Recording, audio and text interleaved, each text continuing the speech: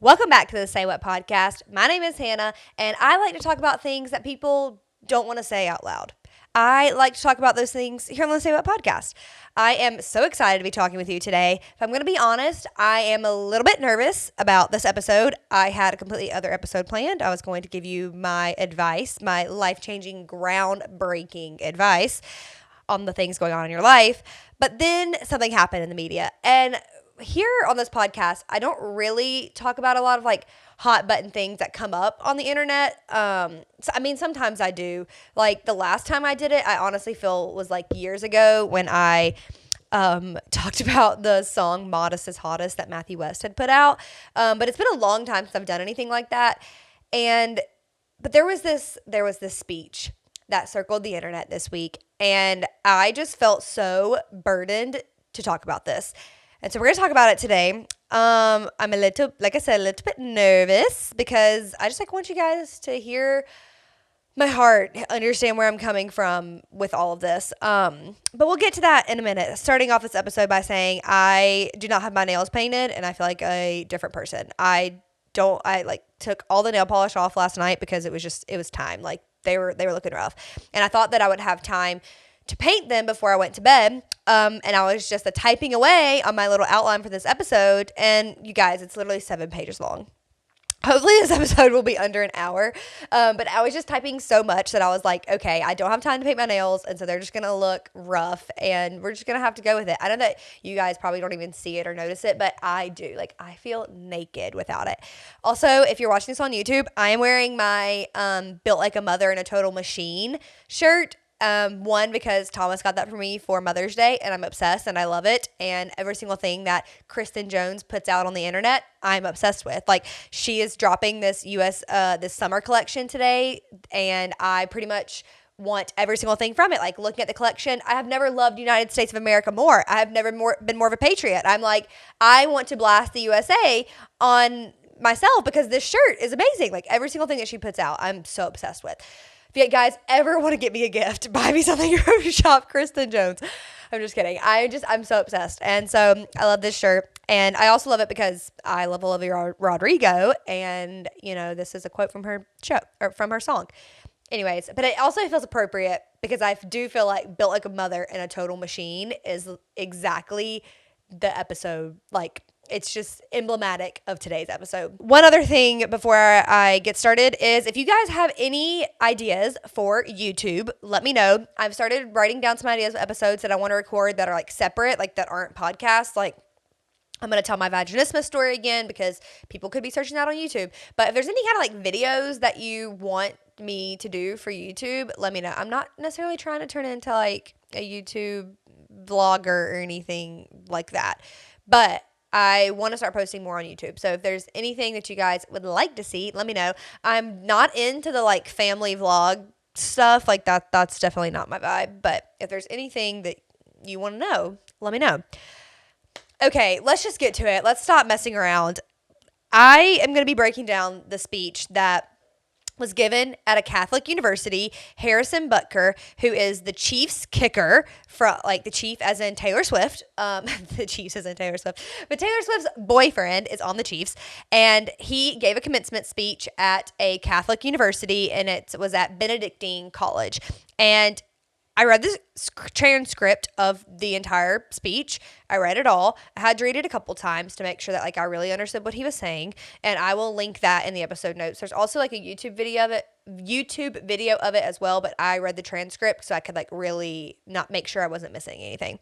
So I'll link that in the episode notes. And this speech was given at a Catholic university, and I think that context is important. I am by no means saying that like everything here in this podcast or in this speech that he said is like, in line completely with Catholic beliefs. I really don't know much about Catholic beliefs. Like I have had friends in the past who are Catholic and we talk a little bit about it. One of my other friends knows a good bit about Catholicism, but I just don't. And so when I realized that this was at a Catholic university, it just kind of made more sense. Because at first when I heard this, I was like, how in the world is this a commencement speech? Like, it's so religious, it's so political, it's so like, and then I mean, there's so many problems with it, but it really made more sense that it was at a Catholic university. But I don't want you to think that I'm like hating on Catholics or think that all Catholics believe this. That's not how I feel, but it's just important for the context. Like, it makes more sense that this was given at a Catholic university.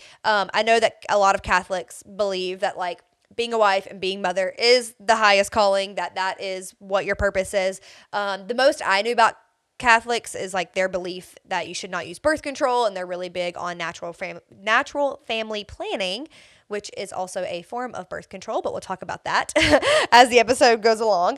And that's really all I know. But it's important to know that this wasn't just like at Georgia or Clemson, like this definitely would not have flown at Georgia or Clemson. They would have never had him. But this college knew who he was. He's given speeches before. They know his background. They know what he believes. So it's not like crazy that this speech was given at this university.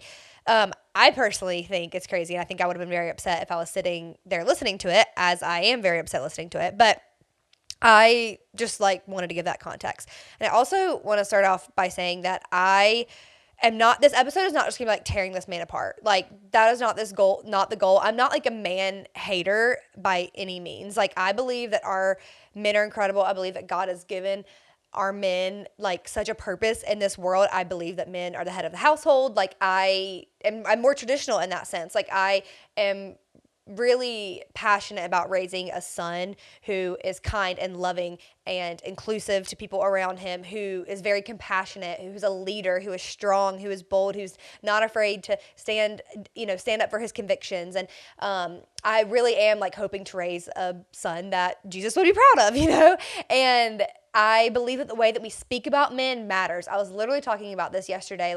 The way that we talk about our men matters, because if we talk about them continually in really poor, negative ways, they're just going to accept that and just be like, well, if you think that I'm this way, I'm just going to be this way. And I believe that we can call our men to more. We can call our men to act in better ways, and we can speak better about them. And so I do not want this episode.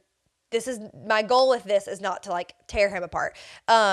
And because I believe he is speaking from what he believes his convictions are.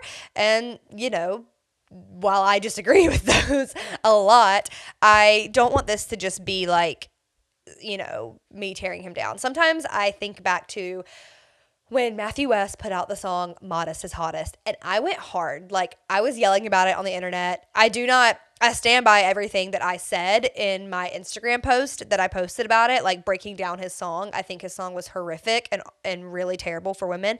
It literally tore down women in the song, which is so far from being Christ-like. I can't even explain to you how un-Christ-like it is to make comments about not being like Kim Kardashian or not being like Cardi B. That is absolutely horrific, and I cannot believe a Christian person would speak like that about another woman. And so I stand by that. However, I went really hard on Instagram and I yelled about it a lot. And sometimes I just am I probably should have chilled out a little bit and controlled a little bit of my righteous anger that I felt and spoke about it in a different way. And so I'm trying to do that here. I don't want this to be another episode where I'm just yelling about how angry I am about this. Did I yell about it in my personal life? Yes, but that was my first reaction to things, And so I'm just trying to be better. I'm trying to be a person that, has growth in their life, and I'm very willing to admit when I'm wrong, and I'm very willing to admit when I should grow in an area. And I think that growth is great. I think changing your mind about things is great. I think changing your perspective about things is great. I love hearing other people's perspectives about things. Not everybody is going to agree with my views on this speech, and that's okay. And I'm very willing to talk about it. I've already spoken with some of you guys in the DMs about this. That's okay. And we are all entitled to having that discussion as long as it is kind and respectful, and that you're willing to hear the other person's perspective. And so I love hearing you guys' opinions on this. I love talking about it. I will talk about what y'all's thoughts on this were towards the end of the episode, because I think it's really good for us to go through the speech before I say what your thoughts on it were. But overall, I was just appalled at this speech. Even though it was given at a Catholic university, I was just appalled that somebody would say these things to these college graduates who just worked so hard for 4 years, maybe even longer, to get this degree, like go through so much adversity. And he like mentions COVID in his speech, and that was a part of these students' lives, like having to fight through that through their college years. And they have gone through so much adversity to get this degree. And instead of the speech, in my opinion, being encouraging and saying like, because you've gone through all this hardship, like you can change the world, like, and it just didn't feel like that. It felt very negative, and I don't necessarily think that was his intention. Like, and I could be reading it in a negative tone, because I did read the rest of his speech after I saw the initial clip that infuriated me. But it didn't feel like super encouraging when I was reading it. I do think maybe people in the crowd were encouraged and felt like this is spot on, because some of you have said this is spot on and you loved every second of it. But that is just not how I viewed it. I think that this speech did not need all of the politics. It did not need the COVID talk, the talking negatively about our president. It did not need talking about abortion and IVF and birth control. Like, when I'm sitting at my college commencement ceremony, I don't want someone to be speaking to me about birth control.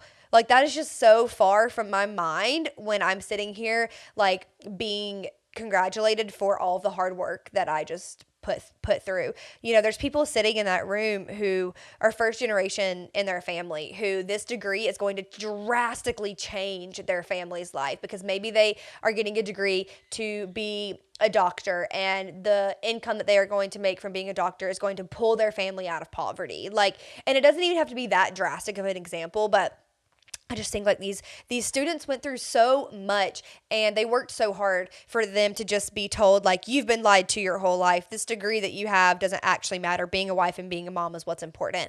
And while I do agree that being a wife and being a mom, for some, that is their highest calling. For some people, that is what they have dreamt about their entire life. I am that person. When I was a little girl, all I said for my entire life was, I can't wait to be a mom. I can't wait to be a mom. I can't wait to be a mom. Being a mom is what I am called to do. That is what my purpose in life is. That is what my goal in life is. I always said the two things I wanted to do was work in ministry and be a mom. And being a mom also meant that I was going to be a wife, and that was a very strong desire of my heart, was to be a wife and to be a mom, and also to work in ministry. I felt like God had called me to ministry. I felt like God had given me unique gifts and talents to be able to work in ministry. I felt like he gave me compassion that I needed to be able to work with people. I felt like he gave me the bandwidth to be able to balance all of the things. I felt like he had given me an event planning like gift to be able to see all the details of something and pull it together and create an atmosphere for students. Because when I lived in Augusta and worked in ministry, I led our once a month student event that had 300 students plus at it every month, and I created this whole like massive service with, you know, games and a pre-show, and figured out what the sermon was going to be, and worked on the worship to make sure it was all cohesive and had a message. And we had like an after party and fun things, and we invited students from all over our city to come. It wasn't just about our church, it was about uniting the entire city. And I really felt like that was exactly where I needed to be, that the God had given me those talents and giftings and abilities to be able to do that. But at the same time, I wanted to be a mother. I wanted to be a mother so bad. I couldn't wait for it. And those were the highest callings in my life. While that is for my life, that might not be for other people's lives. I know that there are people who feel so called to make a difference in their workforce, and that is incredible. I know that there are some people who feel so called to be a mother and not have a job, who just cannot wait to get married and start having kids and raise the kids in their home and homeschool their children and provide everything for them. And I think that is truly beautiful. I love it, and I am in 1,000% support. You guys know I have talked on this podcast about how being a working mom is one of the hardest things that I have ever done. And it is not getting any easier, and it's so hard. But I feel like this is where God has me right now, and that's okay. Like, there's been so many times where I have just prayed and asked God to make it to where this podcast can be the thing that I do full time. And that hasn't happened yet, and that's okay. And I'm going to keep working and doing what I need to do, because I do feel like I make a difference in the job that I have. But I'm going to keep working, because I feel like that's where God has me right now, and I'm grateful that I can do both. Does my job suffer sometimes? Yes. Does my family suffer sometimes? Yes. But that's just the reality of where we are now. And I love that we have the choice. I love that we have the choice. Like, I have the choice to work, and I have the choice well, at this moment, don't have the choice to be a stay-at-home mom. But the way that our reality in this world is right now is that we do have choice. Like, we can be a stay-at-home mom, and that's incredible. And I know that there is this narrative that working women look down at stay-at-home moms and think that you're, quote, just a mom.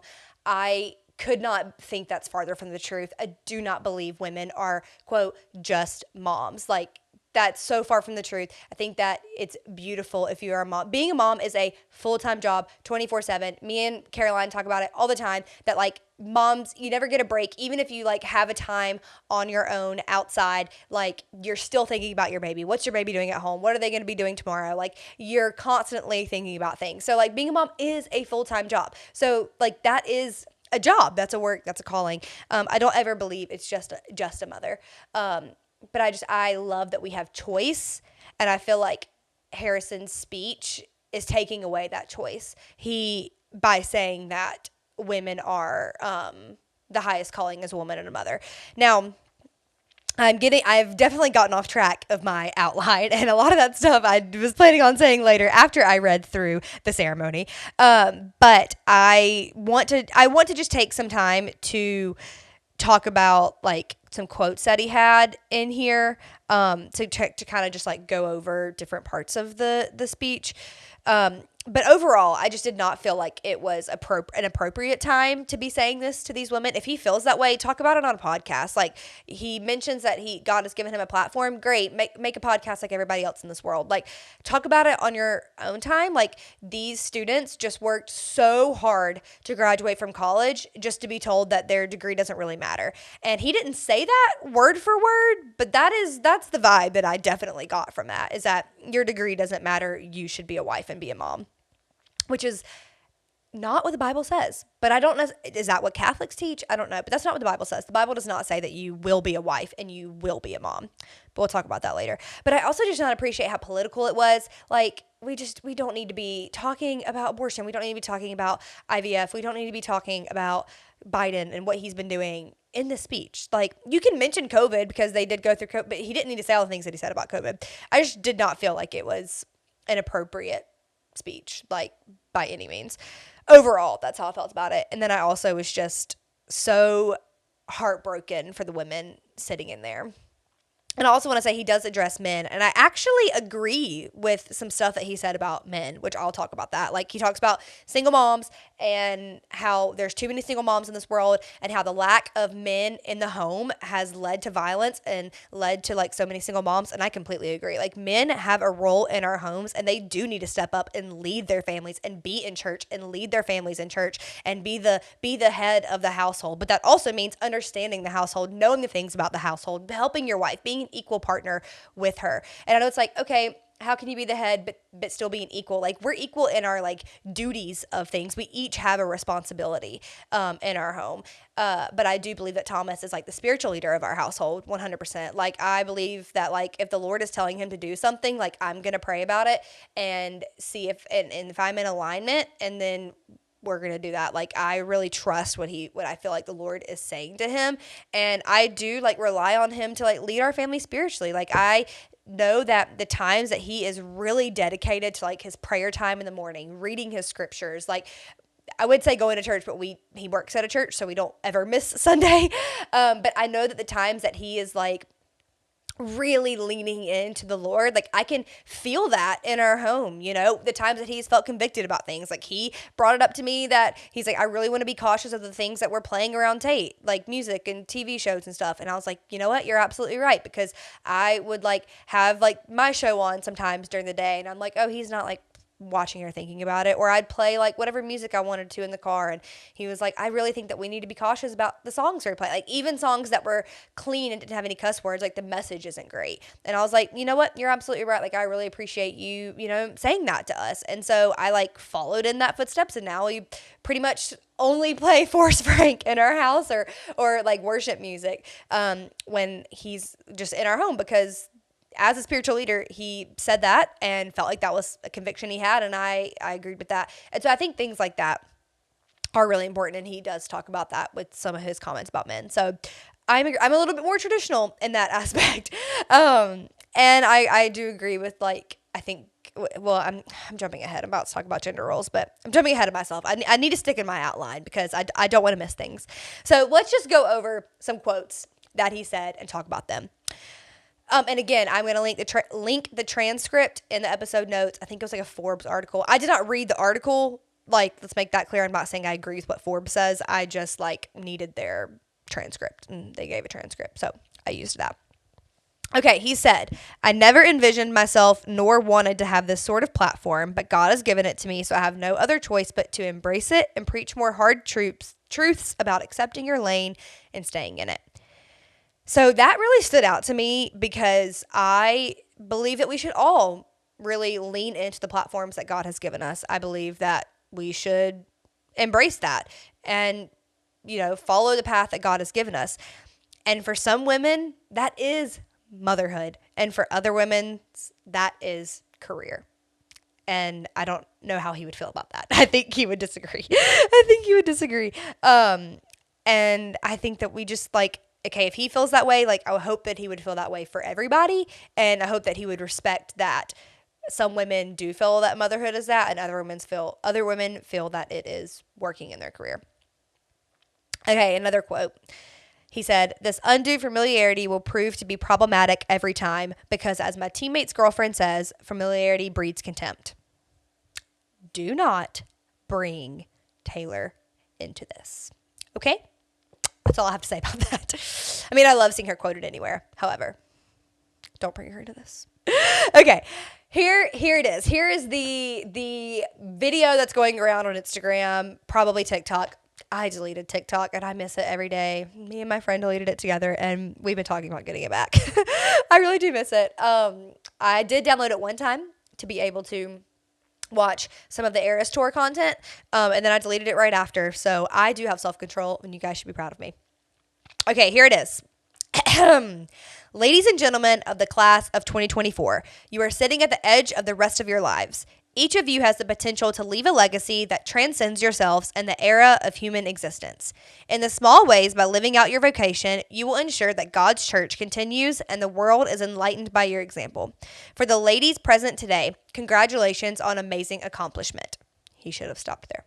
You should be proud of all that you've achieved to this point in your lives. Actually, that's where he should have stopped. I want to speak directly to you because I think it is you, the women, who have had the most diabolical lies told to you. How many of you are sitting here now about to cross this stage and are thinking about the promotions and titles you're going to get in your career. Some of you may go on to lead successful careers in this world, but I would venture to guess that the majority of you are most excited about your marriage and the children you will bring into this world. I can tell you that my beautiful wife, Isabel, would be the first to say that her life truly started when she began living her vocation as a wife and mother. So I wanted to stop here and talk about a couple things. He should have stopped after he said that he's proud of everything that they've achieved. That's all you should have said. That is what is appropriate at a commencement ceremony, in my opinion, is to leave it at that. Or say, women, I know how much this world has taken you down and talked negatively about you, and I think it's incredible that you have this opportunity to walk across the stage. That is what I think that he should say. That is not what he said. I also, this is like a completely separate note, but so the world that we live in, it is so, at least in the U.S., I don't know about other places, it is extremely difficult to live on one income. Extremely difficult to live on one income. So a lot of these women are probably going to college out of necessity because they need to make an income. Anyways, I have things about that later in this episode. Again, I keep jumping ahead of myself. I've got to stay on my outline. He should have stopped there. So here he says that his wife began her vocation as wife and mother. And he says you are thinking about the promotions and titles you're going to get in your career, and some of you may go on to lead successful careers in this world, but I would venture to guess that the majority of you are most excited about your marriage and the children you will bring into this world. And he says, my beautiful wife, Isabel, will be the first to say that her life truly started when she began living her vocation as a wife and a mother. And I do think that's absolutely fantastic for Isabel. I truly do. I love that she feels so called to being a wife and mother, and that she has the opportunity to walk in that because of her husband's career, because of the money that her husband makes. She has the opportunity to be a wife and be a mom and not have to think about an income, because her husband is a pro football player, and makes so much money. So she doesn't have to think about being anything else. But also, even if he didn't make so much money and that was what she felt like her calling is, that is amazing. That is so incredible, and that is such important work, being a wife and being a mom and being a homemaker. And I'll talk about a little bit more of that in a second, but I just wanted to acknowledge that I'm so glad that she gets to walk in that. That is so incredible that that's what she gets to do. That she has the choice to be able to do that as a woman, that she's getting to walk in that, especially in the year of 2024 when things are so expensive. I love that she gets to do that. But I just don't think that we need to use our personal life experience as a blanket statement for everybody, because that's not everybody's experience. And I was just telling some people the other day that I've gone through some really hard things in my life surrounding church, but I understand that just because my experience was negative doesn't mean that everybody else's experience is negative. I have found solace, and a lot of people have experienced similar things that I have within the church, but that doesn't mean that every experience is bad. But I do still think that we should talk about the bad parts. And I understand that his experience has been positive, so he's going to talk about those positive parts. But to do that at a commencement ceremony where these women just worked so hard for 4 years, and you said, congratulations, all you've done. You're probably thinking about the promotions and titles, but you really should be thinking about wife and mom. And it's just what about all the work that they just put in? What about all the work that they have just put in? It just diminishes all the work that they have done by saying that. You can say I bet you're excited about being a wife and a mom, and that's great, because in the rest of the speech he says I'm on the stage today and able to be the man that I am because I have a wife who leans into her vocation. I'm beyond blessed with the many talents God has given me, but it cannot be overstated that all of my success is made possible because a girl I met in band class back in middle school would convert to the faith, become my wife, and embrace one of the most important titles of all, homemaker. She's the primary educator of our children. She's the one who ensures that I will never let football or my business become a distraction from that of a husband and a father. She is the person that knows me best to my core, and it is through our marriage that, Lord willing, we will both attain salvation. Side note, that has to be a Catholic thing, because from what I believe and what the Bible says, it's just me that decides my salvation. That doesn't have anything to do with my spouse. So that must be a Catholic thing. I say all this to you because I've seen it firsthand how much happier someone can be when they disregard the outside noise and move closer and closer to God's will in their life. Isabel's dream of having a career might not have come true, but if you ask her today if she has any regrets on her decision, she would laugh out loud without hesitation and say, heck no. All of that to say is that she's the point that he is saying is that she would convert to the faith, embrace one of the most important titles of all, homemaker. And he's talking about, basically it said this, that women have been lied to because and said that careers and title is more important than home.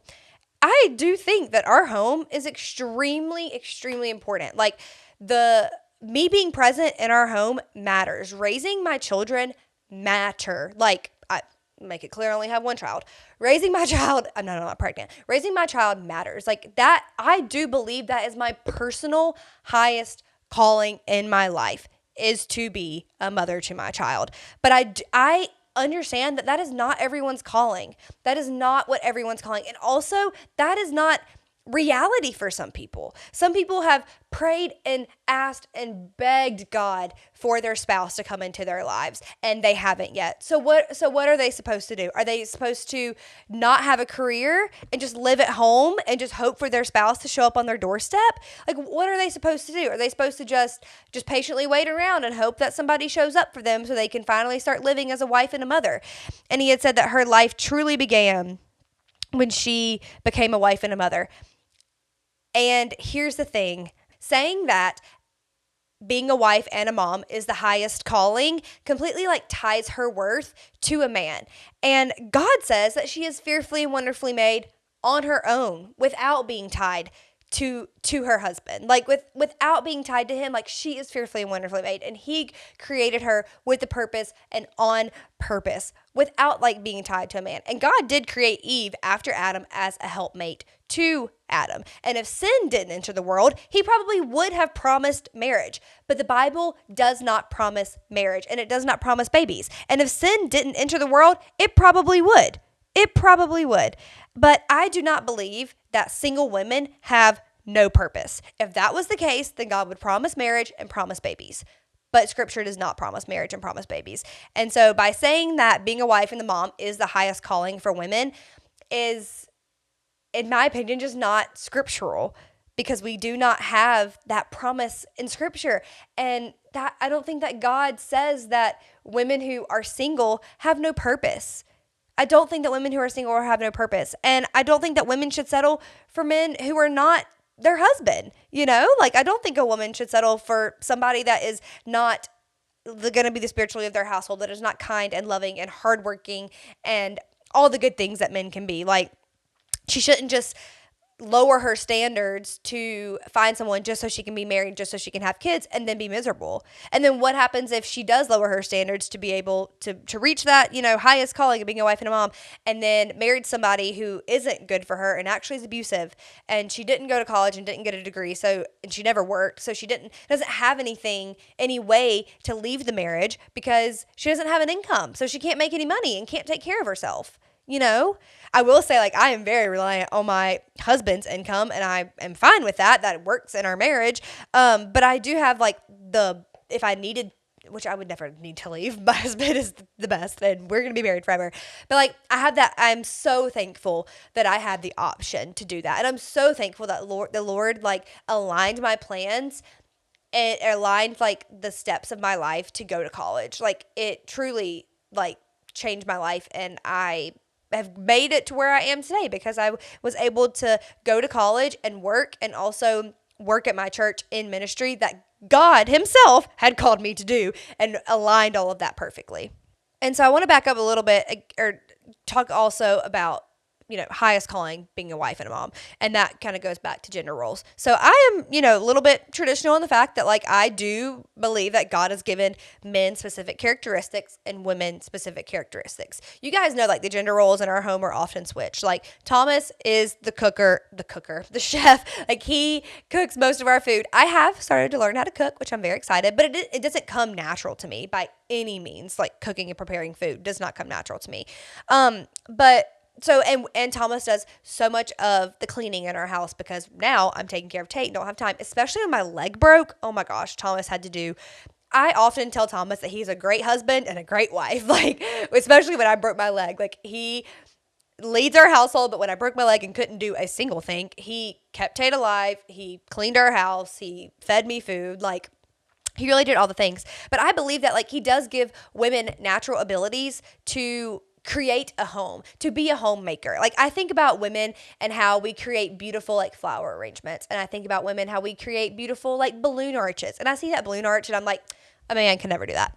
A man could never do that. Like, I'm just like, there's no way. Like, a man could not have put together this wall behind me, and lined that up perfectly and found the pretty things. Like, women, we just have that, like, natural giftings to, like, put together beautiful things. And we also carry the weight, or I feel like women also, like, can really set the tone of our household, creating a cozy, loving home environment, like, I really believe that we've been given those natural characteristics. I mean, we do carry the children, we birth the children, like, we have that natural, like, nurturing ability. I mean, you have that, like, connection when you birth that child, that, like, they were a part of me, and now I just feel this, like, pull to, like, lead them and guide them.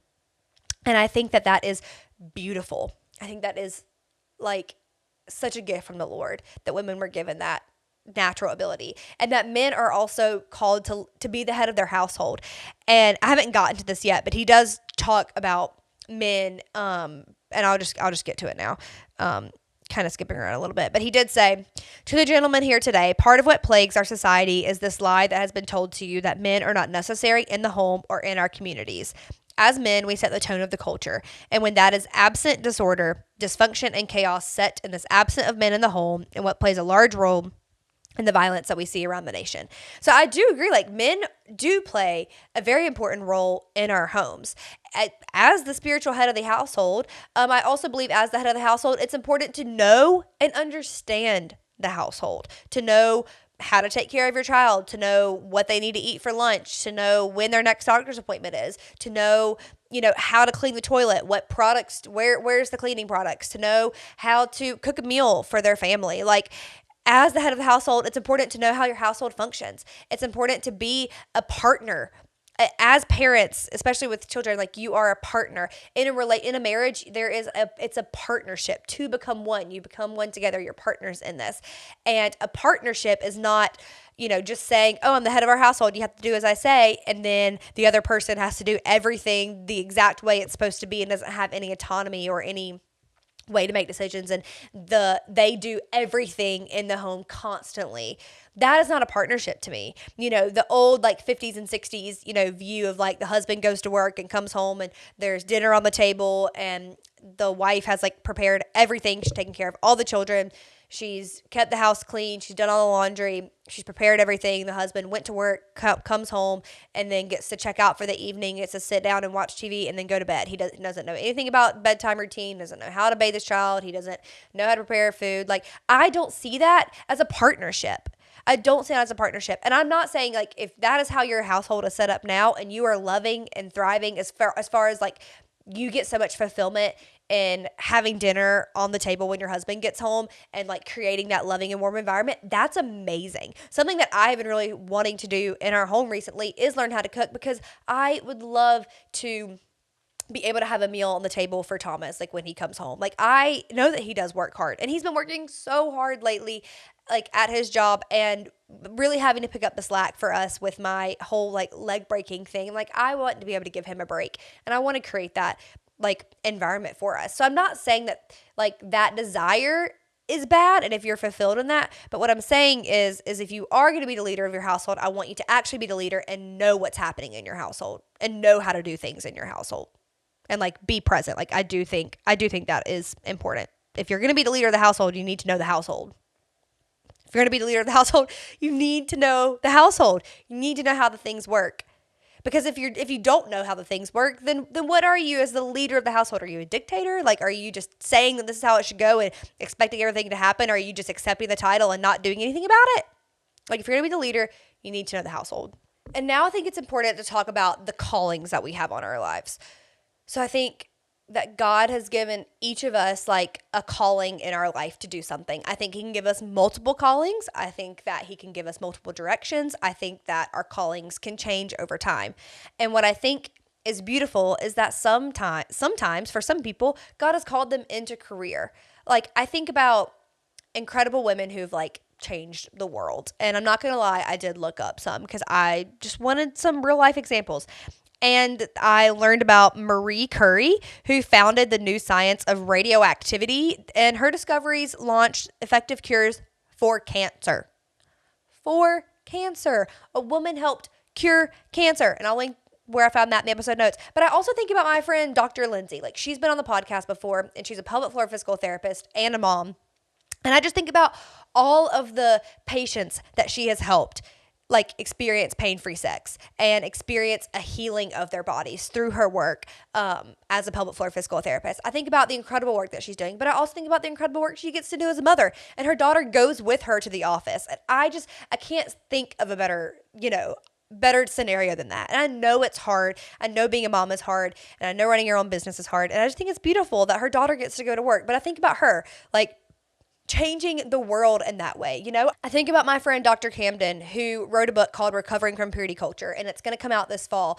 And I've not read it yet, but I just already know that, like, through the work that she's done, her posts on Instagram, her blog, she's been on this podcast before, I just already know that book is going to change lives. And I believe that she has, like, sought the Lord in this, and he has, like, given her the words to speak in this book. I think about Chrissy, who was my pelvic floor physical therapist, who healed my body in ways that I will never like begin to understand, you know, like through acupuncture and through like the mental work that we did and the physical work, like my body was healed. And I believe that the Lord brought her into my life. I've talked about that before, how I just randomly found her on Facebook, like, and the Lord pretty much said, here you go, here's who you need. Like, I think about her, like I think about all of the women that have changed the world, but we don't even know their names. Like, I think about women who are changing like the generational curses in their family. I think about women who are breaking those curses in their family. I think about women who have grown up in like broken homes and broken families, who've gone through addiction or abuse, and they are saying, not my family. I'm changing this. I'm changing the narrative for our family of generations, and my children will not be in a broken home. My children will not experience abuse. My children are going to be in a loving, kind, supportive, you know, God-fearing home, and that they are changing generations, like generations to come. They are doing the work to create a loving, nurturing, like home that is going to change the trajectory of their families. Like, I think about those women that we don't know their names, but they are changing lives every day. They're breaking generational curses. And I think there's room for both. There is room for both. Both can be the highest calling. Both can be the highest calling. The career that is changing people's lives is the highest calling, and being a mom is the highest calling. I think there's room for both. There may not be room for both at the same time. I know that my work has been affected by being a mom. I know that my mothering and parenting has been affected by my job. Every time that Tate slams my computer shut, like I can't handle it. I can't handle it. Every time he slams my computer shut, it just like, it sends me into a spiral mentally. There's the tears. I have cried now since I forgot to tell you guys I'm not on Zoloft anymore. I'm off of Zoloft so I can cry again, but it kills me when he comes up and slams my laptop shut. But the reality is we cannot live off one income. And that's another thing that the speech was. It was very out of touch to me, because he also mentioned at one point, like, I don't know a single thing about traditional Latin mass, so I didn't include that part in my quotes, but he talks about how like moving to a place that has traditional Latin mass and not thinking about like the money part of it, like figure out a way to make it work to where you can live near traditional Latin mass. But I just also think like it was so out of touch. Like, I'm sure his salary is insane being on a pro football team who just won the Super Bowl. Like, his salary is insane. And so saying that like being a woman or being a wife and a mother is the highest calling, which is the understanding that they're not going to work and they're not going to have a career, so you're living off one income, that's what that means, is so insanely out of touch. That is so not reality for some people. Like, so not really. I would love for that to be my reality. It's not. I know that like us personally, we have chosen for Thomas to work at a church, and that is typically lower pay. But at the same time, like, God has called me to this podcast time and time again. When I think about quitting, when I'm like, nobody listens to this, why am I doing this? Like, I get very in my head a lot sometimes and feel like there's no, why am I doing this? My numbers are low. Like, my reach is happening on Instagram. I'm not making a difference at all. Think about that a lot. And, but every time I think about that, the Lord has just reminded me that this is what he's called me to do. I'll get a message from somebody saying that like my podcast changed their life, or they're seeking help, or they're now experiencing pain-free sex, or they feel confident in their bodies now, or they feel less alone because they thought they were the only one going through it. I just know this is what God has called me to do. He reminds me that this is where he wants me to be and to keep working at it. And to be told that like that is not a high calling in my life just like hurts, you know? It hurts because I think that God has given us each callings that matter. Callings that matter.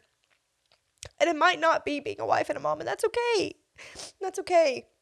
I'm so thankful that this is part of my calling. Whew, okay. I had to take a second and, you know, pull it together because I can't record this podcast crying because you won't be able to understand me. But that's what I think the beautiful thing about a college degree is choice. I think the beautiful thing about 2024 is that women have a choice. Now, some women, I think about this, don't have a choice. Like, some women have the deepest, like, desire to be a wife and a mom, and it's not happening for them yet. I have friends who have not had their spouse brought to them yet. And God doesn't promise marriage, and that's like so hard, but that's like such a deep desire for them. And I don't believe that they don't have purpose. I think about the women who are struggling with infertility and want to be a mom so bad. I don't think that because they're not a mom yet, they don't have purpose. And especially when he talked about like IVF not being something that you should do, it's just like, okay, well, what about these women who have the strongest desire to be a mom and IVF is an option? And you're saying they shouldn't do that? Like, that's not the option? Like, what about infertility? What about those women who are sitting in that room listening to him talk about how being a mother is the highest calling? Maybe they're already married and her husband have been trying for years to get pregnant and it's not happening. But they can't afford adoption. Maybe now, because she has this degree and her degree, is going to get her in a high paying job, maybe she can now save and now be able to be a mother through adoption. Maybe that's her path. So it's like, what about, and I don't want this whole episode just to be about like, what about isms? Like, that's not what I'm trying to do. I know I keep saying that and that's not great, but like, I just think about those women. I think about those women who want that more than anything. It's not happening for them, and how crappy they probably felt listening to that. How crappy they felt, because all they want is to be a mom, and he's sitting here saying like, that's the highest calling in your life, and they're not there yet, and they're doing everything right, and it's not happening. And it's not just gonna happen. The Lord can do things, and I totally believe that, and I'm praying that happens in their lives. But maybe the career is their option for right now, and that will get to them to being a mother. I think about women who, like I said, want to be a mom so bad, but that's not in the cards for them for whatever reason. Infertility is not happening, or they choose not to do IVF, or adoption is too expensive. So they're a pediatric nurse, and they feel so fulfilled by helping kids, by saving kids' lives, by getting to be around kids all day. And they feel so fulfilled in that calling because it didn't happen for them one way. It didn't happen for her to be a mother, but she gets to be a mother in a different way. Like, I don't think that means that she's any less of a person or has any less of a purpose. It just looks differently than what he may think it should be. I just think I just want women to know that they have so much value just because they are a daughter of God, because God created them, that they are valued and loved, and because Jesus created them in the palms of their hands, that they are valued, and it's not directly tied to another person. And that's got to be a Catholicism thing about the together they attain salvation. But I keep going back to the Bible does not promise marriage, and so God is not saying if it doesn't promise marriage, then he's not saying that like women only have worth because of their man, because that wouldn't make sense. Women have purpose because because God created them and gave them callings and gave them like a direction in life to follow, and gave them unique gifts and talents that God gave them that can only speak to them. Like, I think there have been so many women in my life who have changed my life, who have prayed for me, who have led the way, and are career women. And I'm so grateful for that. And then there's other women in my life who are mothers and have raised children and have been like mothers to me. And I'm so thankful for that. And they have like changed my life. And there's so many women I look up to that are mothers. And I just so desperately like want to be like them, because I have seen how they have like raised their family. I'm thinking about a particular woman at church and how she just raised her daughters, and she homeschooled her daughters, and how she, like, they had us over for dinner, and she created such a like warm, loving environment. And we had like a pre-dinner appetizer, and then we had a dessert, and then we had coffee, and the dinner was delicious, and the home was loving and caring. And I just like felt so just like precious in her home. And her daughters are just incredible women. I mean, they're so incredible, and they're so just sweet and pure and loving and strong and independent, and they're truly going to change the world in whatever they decide to do. And I just know that is partly because of how she has raised them. And I so want to be that mom. Like, I want to raise my kids like that. And I think that also is the highest calling. I think there is just room for both. There is room for highest calling, being a mother and a wife. There is room for highest calling to be in their career. Another part of his message said, or his speech said, let's be honest, there's nothing good about playing God with having children, whether that be your ideal number or the perfect time to conceive. No matter how you spin it, there's nothing natural about Catholic birth control. Here's the thing. Here's my hot take about birth control. God will give me a baby if he wants me to have a baby. Birth control, not going to get in the way. How many women do you know that have had babies on birth control? I know a lot of them. If God wants to bring a child into this world, he's going to make it happen. And birth control is not going to get in the way of that. And when people are doing pulling out or natural family planning, that is a form of birth control. So if you're saying that just by doing natural family planning or by pulling out that, like, because you're not medicated birth control, you're fine, still a form of birth control.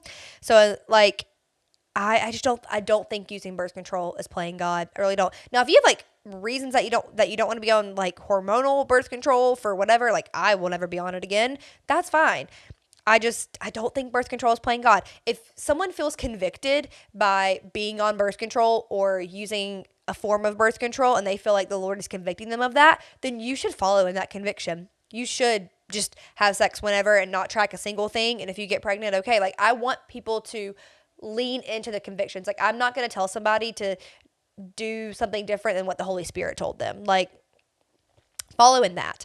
But I just think, like, I believe that children are a gift from the Lord, and God's going to make that possible whenever he seems fit. But I'm going to use birth control because I think it is best and healthiest for our family to not get pregnant when we had absolutely no money, when we first got married and we were literally poor. I didn't think it was good for us to get pregnant when we were in the throes of my husband having a porn addiction. That just didn't really feel like a good, healthy time to bring a child into the world. Didn't feel like a good time to bring a child into the world right after my child was firstborn, and we weren't sleeping, and we were eating, but we weren't sleeping, and it was just like so hard. And we also lived in Colorado, and it was so expensive. We could not afford to bring 2 children. We didn't have room for 2 children. And then I break my leg, and y'all know we cannot have a baby with a broken leg. So I mean, all these reasons I don't think would have been time to have a baby. However, if I'd gotten pregnant during those times, I probably would have had like a panic moment, lots of panic moments. But at the end of the day, I know in my like core, I would have been like, and at my like heart and soul, like, okay, God gave me this baby and I'm going to raise this child and love this child, and it's going to be okay. And because I'm not doing this on my own, because I have God with me, because God is with me, I can do this. It's not by my own strength, it's by his. And because I have a partner who's loving and helping, and we're equal partners in our home. We're equal parents. So I want to end this episode reading some of your thoughts on the speech. I really need to like end it because we are like at an hour or something. And I've already cried. So I want to read what you guys said. Someone said the smallest man who ever lived. And that I just felt like is very funny. And I said I don't want to tear him apart, but thought that was funny. I got like the throwing up emoji. Someone said, how was the room silent? Well, it was a Catholic college. Like, they probably all really liked this speech. I'm not saying all Catholics agreed with that either. Someone said, lots of thoughts, starting with female rage and ending in cuss words. Oh, yes. Apparently his mom is a physicist and his sister is a PA. I just would love to know what he thinks about them. What does he think about them? Someone said disgusting. Someone said they just busted their butts for 4 years to get a speech saying they should have stayed home. Like, yeah.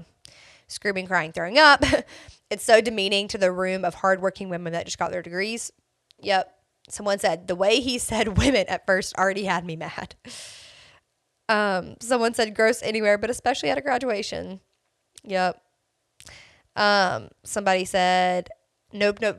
So tired of people saying women won't be fulfilled unless they have kids. I don't have kids and feel fulfilled. I'm not inferior because I don't have kids. I agree. Someone said, I think women should be able to choose if they have the opportunity. I personally would rather be a stay-at-home mom than have a career. But as of now, I'm unmarried, so I work. And that is like the summary of all of this. That's the summary of all of this is I feel like we should have the option to choose. And I'm so grateful that college degrees give you the opportunity and give you the opportunity to change things. Like if you want to be in a career and then you get pregnant and your career doesn't let you have your child with you and you have to send them to daycare at 6 weeks and you're like, how am I supposed to give my child to daycare at 6 weeks? Yeah, that's awful. I think that is brutal. I absolutely hate the way that our world does not take care, or that our country does not prioritize mothers. We don't even let puppies be away from their mom until they're like 8 or 12 weeks. But we're going to take a 6-week-old from their mom because we don't have any kind of parental leave here in the United States unless you work in a massive company. Or if you own your own business, like I'm a contract worker, I got to choose how much time I got off, but I didn't get paid during that time because our country doesn't have anything set up for women. And it's so insane how never mind. It's insane. Our country should have better laws protecting women and after they have children. Because at 6 weeks, sending your new, fresh baby to daycare is the saddest thing I've ever heard. Somebody said, why can't it be both? I hope I get to be a wife or mom one day, but I love my job and feel like I'm exactly where I should be. Someone else said, the only thing I appreciate about this is he's saying his wife's role in the home matters.